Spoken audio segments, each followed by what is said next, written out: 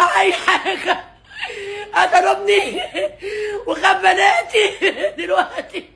ودي خناقه اسريه، خناقه بين راجل ومراته.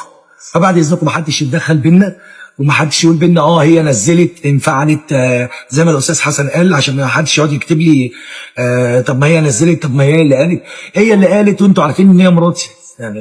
خلاص يعني اي واحد بيتخانق مع مراته بينزل من البيت. فانا نزلت زي اي راجل، صحيت من النوم بالليل عشان طبعا انت عارف ان احنا في العيد كل سنه طيبين.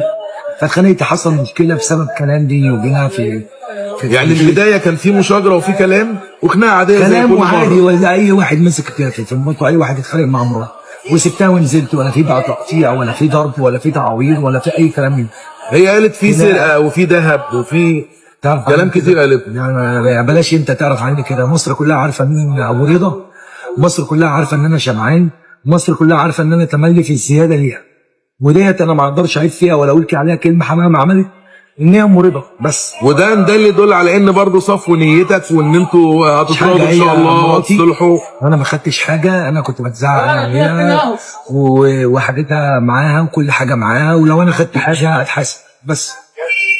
جماعه كده خلاص، ده اول رد من اسماعيل قال ان احنا يا ريت بقى بعد اذنك يا استاذ حسن، يعني كل واحد يخليه في نفسه. يعني ما بحبش انا اتكلم بالاسلوب دوت، بس يعني ولا انا وحش ولا انا عمركم سمعتوا عني حاجه وحشه. يعني كل واحد سيبه التاني باللي هو فيه. ودي خناقه اسريه، خناقه بين راجل ومراته. فبعد اذنكم محدش يتدخل بينا ومحدش يقول بينا هي نزلت انفعلت زي ما الاستاذ حسن قال، عشان ما حدش يقعد يكتب لي طب ما هي نزلت، طب ما هي اللي قالت. هي اللي قالت وانتوا عارفين ان هي مراتي يعني. خلاص خناقه كتب خناقه اسريه بين ويا جماعه كل ست بتقول كل حاجه، بتقول وكل واحد سرق بيتكلم مع وضرب مراته وعمل. والستات كلها يعني انتوا عارفين. يعني ما فيش الكلام ده. ربنا يهدي الحال وربنا يصلح حالها ويديها الخير كله ويجعلها احسن مني دايما.